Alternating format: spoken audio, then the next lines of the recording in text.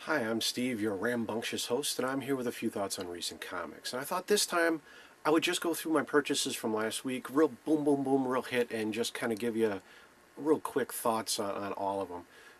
Just going off the pile, not even looking. This is going to be fun, kids. First up, we have Avengers number 7. And at one point, did Brian Bendis get to be able to write good superhero comics that didn't have the word ultimate in them? I don't know, but in the Avengers so far, these have just been these wild, just over the top. It's the first storyline had the Kang like Future War thing, and now we've got the Red Hulk getting beat up. Which honestly I could care less about the Red Hulk at this point because I saw the reveal there kind of from the beginning or early on. I gave up on all that. Thank you, Jeff Loeb, but this has been a lot of fun, and I've been enjoying this so far. And J.R. Jr.'s art continues to, you know, be the interesting, blocky but not. Somehow it works. I don't know how J.R. Jr. does this. It's a style that normally would be a little bit too specific and a little too far out for me, but I really like the way he's done this, and you can see how his style has evolved since his early Uncanny X-Men work, and this has been a title I've been really enjoying. I'm an Avengers guy by nature, and this has just been really good to me. We got Savage slash Emperor Dragon 166. I don't know where Eric Larson's going with this, but I'm just kind of intrigued because, and that's the best part about it, because I don't know where he's going. A lot of times with a lot of these stories, you go, oh, okay, you know that there's going to be a status quo reset to some point. You know, at some point things are going to be okay. With this, I don't know what Eric's got in mind. And with Dragon, he's always done that, where he just kind of bounces along, and you go, oh, okay, well, it's going to get fixed, and then the next thing you know, he's in another dimension, or half the Earth's destroyed, or something like that, and you go, okay, cool. So I like this, if nothing else, just for that. That there's the confusion, the surprise that there's actually there in a book. And he's been doing it for a long time too. Here we go. Here's just talking about status quo. Fantastic Four, 585. Been enjoying this run. I will a lot, and the guys that talk to me at the store know this. But at the same time, we're going to kill off one of the Fantastic Four, and it's like, okay, there's the part of me that's going, okay, I'm really intrigued by this, and at the same time, I'm going, really.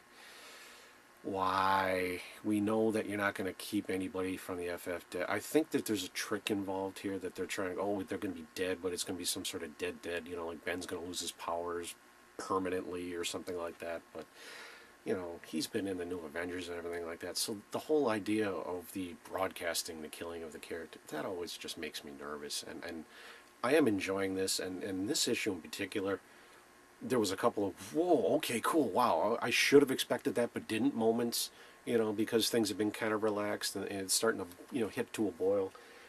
But I'm not really looking forward to the upcoming death, and I'm using that in quotes because I'm sure it's going to be some sort of temporary. Simpsons Winter Wingding 5. They're Simpson stories. They're always good fun. These have been always real good comics. I got a couple more Simpson-related books in here. This one was enjoyable.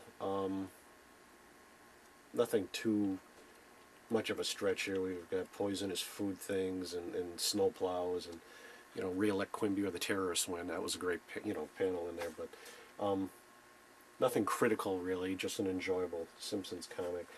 Hang on, they're stuck. Secret Warriors 22.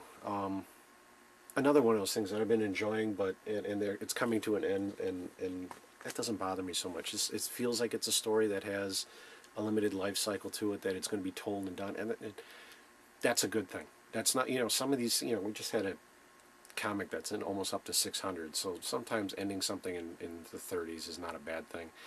It's an enjoyable espionage story. We've got a couple more, whoa, hey, okay, wow, really moments, but nothing to beat the band about, nothing worth hopping on at this point. If you're not already buying it, then you'll collect it all in trade if you have any kind of interest, and that's the way it is. Transformers Timeline number 5, the official BotCon comic. I get these every year, and they're fun. These little, extra little moments of Transformer comics. I gotta say, I didn't know what the heck was going on in this one for a while. You get thrown in right away, and there's like about 20 characters I've never heard of before, and they're all in fighting at the same time. And once the story got going, there was a couple of them that stood out, and I could get somewhere with it. But at first, it was like, I don't know what the heck's going on here. Good art, though. Nice and nice and clean and shiny and fine from that perspective, but there was no like, oh, here are the characters you're going to be interested in, and no little moment to build it up. It was just like, bam, they're fighting, and it's like, okay, fine. You know, they're Transformers, they're giant robots, even though they're, you know, it's Generation 2, so it's like all the characters that are kind of left behind. It was good, don't get me wrong. I did enjoy it, but there was a lot of not being invested in the characters that made it difficult to really get a grip on the story and really start to enjoy it like I thought it should. Uncanny X-Men 530. There's a big moment in here that's supposed to be like, oh no, and everything, but it's, I don't know if it's Greg Land's goofy, plasticky art that it continues to just grate on me now, or and I like Matt Fraction's stories generally speaking. We had Will Spartacio just before this too, and his art style has just gotten scratchier and sketchier, and I didn't care for that so much either. I'm almost done with the X-Men, I think. And this just feels really weird to say, but we'll see how this kind of goes. But a lot of the overall stories have been really good. It's just the point-by-point stories. The Generation Hope stuff just did nothing for me. It seemed to be putting the regular book on hold while we introduced all these characters so that they could leap into their own comic. And now there's some mutant flu type thing that's going around everywhere, and you get a, oh, like I said, an oh my goodness moment. That should have been an oh my goodness moment, but it just comes across, I don't know, like I said, I don't know if it's here, but it just comes across really just, I went, oh, and flipped the page. And that shouldn't be. That shouldn't be, because it was supposed to be a really, like I said, a real boom. It's a full page splash. And oh. Mickey Mouse and Friends 302, because I've been buying a lot of the Boom stuff, and this story is the second part of a two-parter, and it was fun. Giant. It turns out that there's giant robots in Mount Rushmore that resemble the presidents therein, and it was fun. And it was kind of, you know, it wasn't like the Uncle Scrooge comics that I like. It was simple. It was fun. I enjoyed it, but it wasn't anything where you go, oh, I can't wait to read that again. You know, not like a Carl Barks Uncle Scrooge where it's packed full of detail and really detailed art, or a Don Rosa going back through the Carl Barks, you know, and trying to piece together a history of Uncle Scrooge or something like that, where I go, ooh, this is a lot of, you know, this was what it was. It was fun, but it wasn't anything complicated or anything like that. I get it, they're fun, but beyond that, no. Secret Avengers 7. We got Shang-Chi and we've got Fu Manchu, but we won't call him that because we don't have the rights to the name, sort of thing. Really enjoying Diodato's art. It's the dark, and I've always enjoyed Diodato's art. This is good stuff. This is fun, deep, you know, like delving into the back pockets, and I'm kind of real curious to see what they're going to do with Shang-Chi's dad that we can't really name, but beyond that, it still doesn't feel critical. It just feels really, it's a really good story, and it's a real good book, but it doesn't feel like I have to get this exactly yet, apart from the fact that it says Avengers on the title, and I'm pretty much buying everything that says Avengers on the title. Futurama Comics 52. And we got Bender getting plastic surgery. A lot of plastic surgery, and he learns a valuable lesson about himself.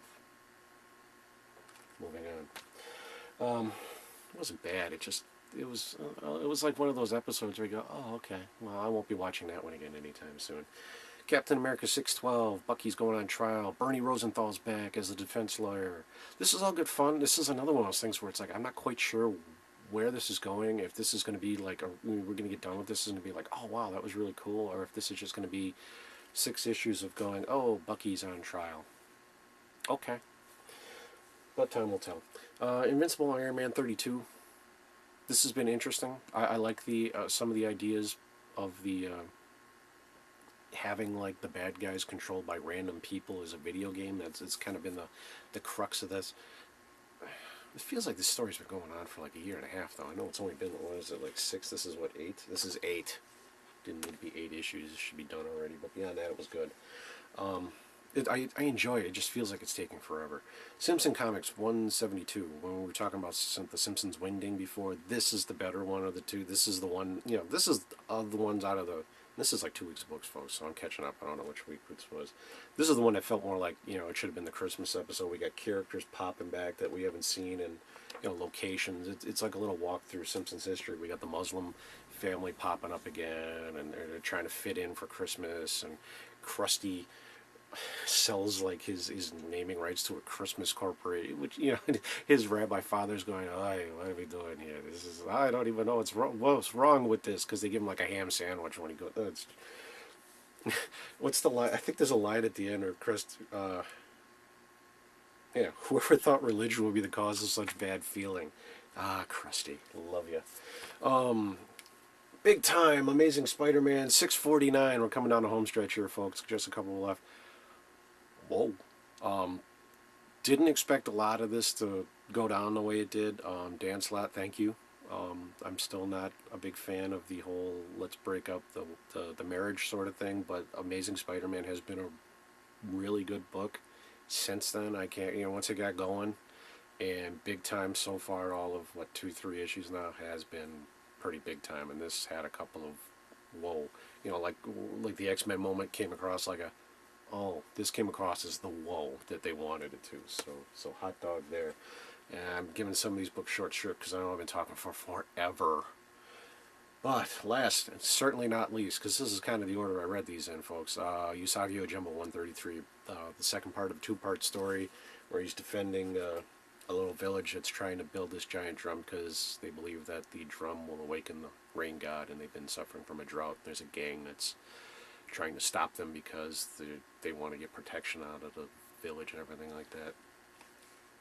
Full of historic, this is yeah, I love this book. I've long loved this book. We've got nice, crisp, clean art, an intriguing story that's set in historical times, and Usagi's one of those things where if you don't read, indie comics as such, you should be reading that. Honestly, it's very enjoyable, especially if you have any kind of interest in Japanese culture or history in general or anything like that. You get an entertaining story set usually with some realistic background, whether it's from a historical perspective or if it's from a legendary perspective, and they're entertaining and there's some informative qualities in them. It is, to flashback real quick, it's kind of like an old Carl Barks' Uncle Scrooge story where the nuts and bolts of it, probably came while he was reading a National Geographic, and Uncle Carl went, oh, I can use that, and creates this whole story based on this one little piece of knowledge that he actually imparts to you as the story goes on, something like that. So,